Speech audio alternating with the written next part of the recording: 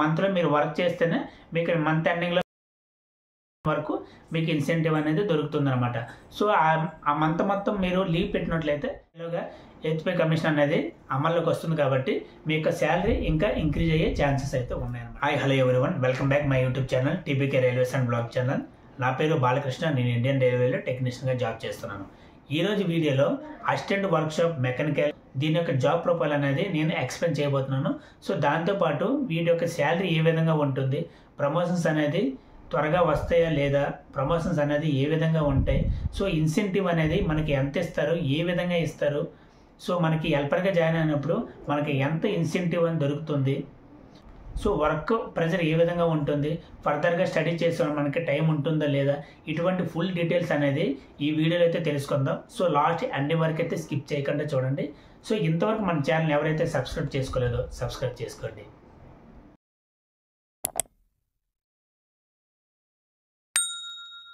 So మీకు అందరికీ తెలిసిందే, ఫస్ట్ వన్ వచ్చి సెలక్షన్ ప్రాసెస్ ఏ విధంగా ఉంటుంది.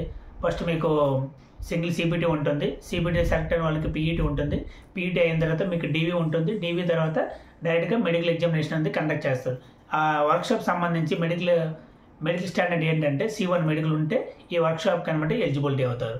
ఓన్లీ 15 days మాత్రమే మీకు ట్రైనింగ్ అనేది ఉంటుంది. సో కొన్ని వర్క్షాప్లో ఏంటంటే మనకి ఆ 15 days ట్రైనింగ్ కూడా ఉండదు, ఎందుకంటే వాళ్ళకి స్టాఫ్ షార్టేజ్ ఉన్నట్లయితే డైరెక్ట్గా వాళ్ళకి పోస్టింగ్ ఇచ్చే అవకాశం అయితే ఉందన్నమాట. సో ఫస్ట్ మీకు ట్రైనింగ్ కంప్లీట్ అయిన తర్వాత ఆఫ్టర్ మీకు పోస్టింగ్ అనేది ఎక్కడైతే మీరు ట్రైనింగ్ తీసుకున్నారో మోస్ట్లీ అక్కడే మీకు పోస్టింగ్ అనేది ఇవ్వడం అయితే జరుగుతుంది. సో మీకు అసిస్టెంట్ వర్క్షాప్ మెకానికల్ సంబంధించింది కాబట్టి సో మెకానికల్ డిపార్ట్మెంట్లో మీకు ఈ పోస్టింగ్ అనేది ఇవ్వడం అయితే జరుగుతుంది. మెకానికల్లో మీకు నెంబర్ ఆఫ్ సెక్షన్స్ ఉంటాయి. వర్క్షాప్లో వచ్చి మెకానికల్ సంబంధించి నెంబర్ ఆఫ్ సెక్షన్స్ ఉంటాయి. సో ఎలా అంటే పెయింటింగ్ సంబంధించి ఒక సెక్షన్, వీల్కి సంబంధించి ఒక సెక్షన్, నెక్స్ట్ వచ్చి మనకి బోగికి సంబంధించి ఒక సెక్షన్ ఉంటుంది, షాప్కి సంబంధించి ఒక సెక్షన్ ఉంటుంది, ఇంటీరియర్ సీట్లు ఇవన్నీ కూడా చూస్తారు కదా దానికి సంబంధించి ఒక సెక్షన్ ఉంటుంది. ఇలా వేరు సెక్షన్ వాళ్ళు ఉంటారనమాట. మీకు ఏ సెక్షన్లో మీకు పోస్టింగ్ ఇస్తే ఆ సెక్షన్లో మీరు వర్క్ చేయవలసి వస్తుంది, వాళ్ళతో పాటు మీరు వర్క్ చేయవలసి వస్తుంది అనమాట. సో మీరు అసిస్టెంటే కాబట్టి మీరు వాళ్ళు మీ యొక్క పైన టెక్నీషియన్ కానివ్వండి, ఎంసీఎంలు కానివ్వండి, జేఈ కానీ ఏదైతే మీకు అసిస్ట్ చేస్తారో అంటే ఏదైనా పని చెప్తారో ఆ పని అనేది చేయవలసి వస్తుంది. దాంతోపాటు గ్రూప్ వర్క్ ఇచ్చినప్పుడు మనకి మీ పైన టెక్నీషియన్స్ ఉంటారు కదా వాళ్ళకి హెల్పింగ్గా మీరు వర్క్ చేయవలసి వస్తుంది అనమాట. సో ఇలాంటి వర్క్ అనేది మనకి వర్క్షాప్లో ఉంటుంది. నెక్స్ట్ వన్ వచ్చి డ్యూటీ అవర్స్. డ్యూటీ అవర్స్ మనకి వర్క్షాప్లో చూసుకుంటే మనకి జనరల్ షిఫ్ట్ అనేది ఉంటుంది అనమాట. జనరల్ షిఫ్ట్ ఉంటుంది, దాంతోపాటు షిఫ్ట్ డ్యూటీలు కూడా ఉంటాయి. సో మోస్ట్లీ మనకి డేలోనే డ్యూటీ అయితే ఉంటాయి. సో మనకి జనరల్ డ్యూటీ ఉంటుంది, షిఫ్ట్ డ్యూటీలు అంటే మార్నింగ్ 6 to 2 వరకు, 2 to 10 వరకు మోస్ట్లీ డేలోనే ఉంటుంది. సో నెక్స్ట్ వన్ వచ్చి జాబ్ ప్రొఫైల్. సో వర్క్షాప్ అంటే ఏంటి, అసలు ఈ వర్క్షాప్లో అసిస్టెంట్గా మీరు జాయిన్ అయిన తర్వాత మీ యొక్క జాబ్ ప్రొఫైల్ మీరు ఏం వర్క్ చేయాలనేది ఈ జాబ్ ప్రొఫైల్లో తెలుసుకుందాం. అసలు ఈ వర్క్షాప్ అంటే ఏంటి. సో వర్క్షాప్ అంటే ఏంటంటే లైక్ మనకి బైక్ గ్యారేజ్ ఉంటుంది కదా, సో సర్వీసింగ్ పాయింట్ 1 kilometer తిరిగిన తర్వాత మీరు సర్వీసింగ్ రావాలి, లేదంటే కొన్ని రోజులు అయిన తర్వాత మీరు సర్వీసింగ్ రావాలని ఇలాగ ఒక పీరియడ్ ఉంటుందన్నమాట. అదేవిధంగా ట్రైన్స్ కూడా కోచ్లు ఏవైతే ఉంటే వానికి కూడా POH, IOH అని కొంత పీరియడ్ అని ఉంటుందన్నమాట. POH అంటే పీరియడిక్ ఓవరాలింగ్. సో ఇలాంటి POH టైం వచ్చినప్పుడు ఆ కోచ్ అనమాట వర్క్షాప్కి అయితే వస్తుందన్నమాట. వచ్చేటప్పుడు లైక్ మనం బైక్ ఏం చేస్తారు, మొత్తం పార్ట్లన్నీ డిసెంబుల్ చేసి అవన్నీ కూడా ఎక్కడ ఏమేమి ప్రాబ్లం ఉందో అవన్నీ కూడా తీసి పాతవన్నీ తీసేసి కొత్త ఎక్విప్మెంట్ ఏవి ఉన్నాయో దాన్ని అటాచ్ చేసి దాన్ని అసెంబ్లింగ్ చేస్తారనమాట. సో ఏ విధంగా అయితే బైక్ రెడీ చేస్తారో యాస్టేజ్గా సేమ్ అదే విధంగా కోచ్ కూడా అనమాట. సో వన్స్ మన POHకి కోచ్ మనకి వర్క్షాప్కి వచ్చేటప్పుడు అక్కడ ఏం చేస్తారంటే కోచ్ లిఫ్ట్ చేసి బోగిల్ని సపరేట్ చేస్తారు, అదేవిధంగా వీల్స్ సపరేట్ చేస్తారు. ఇవన్నీ కూడా వాళ్ళ సెక్షన్ వాళ్ళనమాట చెక్ చేస్తారనమాట. వీల్స్లో ఏదైనా క్రాక్స్ ఉన్నాయా, వీల్స్ దాని డై ఏదైనా తగ్గిందా లేదా అవన్నీ చెక్ చేస్తారు. సాఫ్ట్ ఉంటుంది కదా మనకి వీల్స్ యొక్క షాఫ్ట్లో గ్రీజ్ ఇవన్నీ ఉంటాయి, గ్రీజ్ అన్నీ కూడా పాత గ్రీజ్ రిమూవ్ చేసి కొత్త గ్రీజ్ అప్లై చేయడం.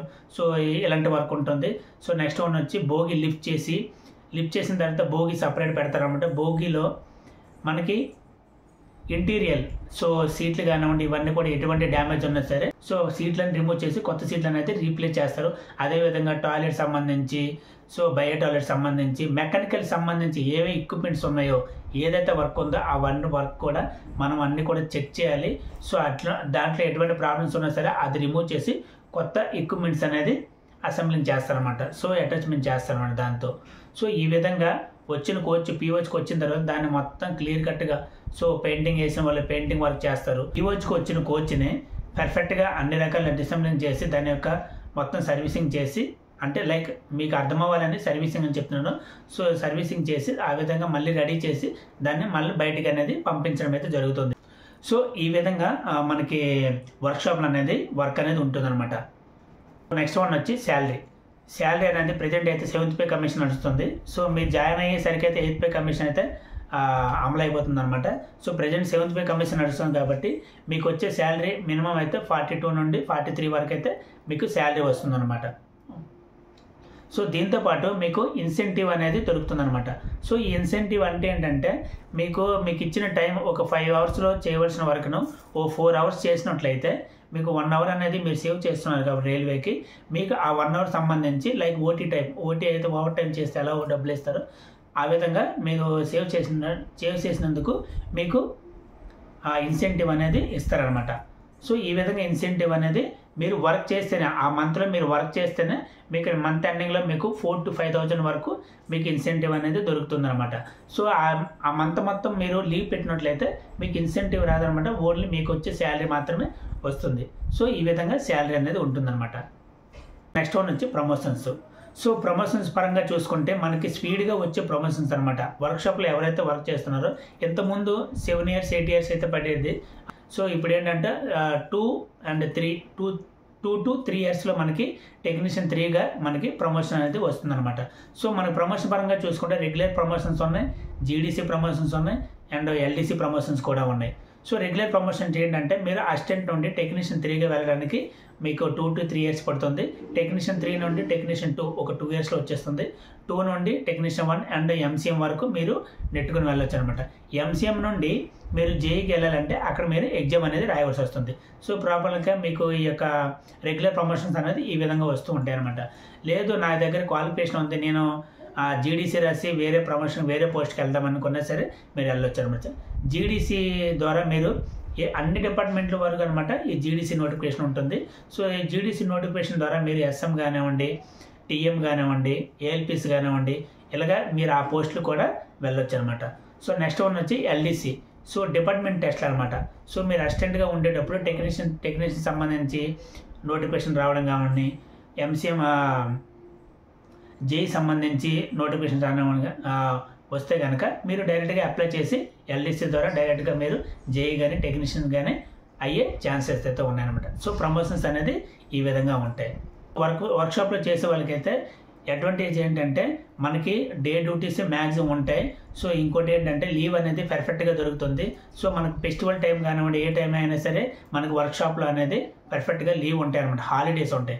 సో ఆ విధంగా ఫెస్టివల్ టైం అనమాట మన యొక్క ఫ్యామిలీతో మనం స్పెండ్ చేయడానికి బాగుంటుంది.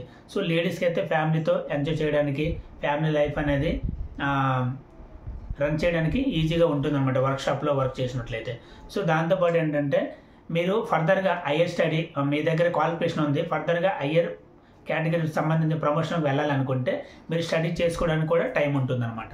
సో ఈ విధంగా అడ్వాంటేజెస్ కూడా ఉన్నాయన్నమాట. సో దీంట్లో చిన్న డిసడ్వాంటేజ్ ఏంటంటే సో దీనికి ఏంటంటే మనకి డ్రెస్ అలవెన్స్ అనేది ఉండదు. సో వర్క్షాప్లో చేసే వాళ్ళకైతే డ్రెస్ అలవెన్స్ ఉండదు. మళ్ళీ ఏంటంటే నైట్ షిఫ్ట్లు అంతగా ఉండవు కాబట్టి నైట్ డ్యూటీ అలవెన్స్ కూడా రావన్నమాట. సో టీఏ ఇవన్నీ కూడా చాలా తక్కువగా ఉంటాయి. ఇలాంటి అలవెన్స్ అన్నీ కూడా తగ్గిపోతాయి అనమాట. సో మోస్ట్లీ మీకు ఇన్సెంటివ్ సో దానికి సంబంధించిన శాలరీ ఇది మాత్రం వస్తుంది. మీకు ప్రమోషన్ అనేది స్పీడ్గా వెళ్తుంది అనమాట. అంటే ప్రమోషన్ వస్తూ ఉంటే మీకు శాలరీ అనేది ఇంక్రీజ్ అవుతూ ఉండేది. సో నెక్స్ట్ మీకు 8th పే కమిషన్కి మీరు ఎలిజిబిలిటీ అవుతారు కాబట్టి మీరు జాయిన్ అయ్యేలోగా 8th పే కమిషన్ అనేది అమల్లోకి వస్తుంది కాబట్టి మీ యొక్క శాలరీ ఇంకా ఇంక్రీజ్ అయ్యే ఛాన్సెస్ అయితే ఉన్నాయన్నమాట. సో ఇదండి అసిస్టెంట్ వర్క్షాప్ మెకానికల్ సంబంధించి జాబ్ ప్రొఫైల్ అండి ఇది. మీకు కనుక ఈ వీడియో నచ్చినట్లయితే ఒక లైక్ చేయండి. ఎంతవరకు అయితే మన ఛానల్ ఎవరైతే సబ్స్క్రైబ్ చేసుకోలేదో సబ్స్క్రైబ్ చేసుకోండి. Thank you all.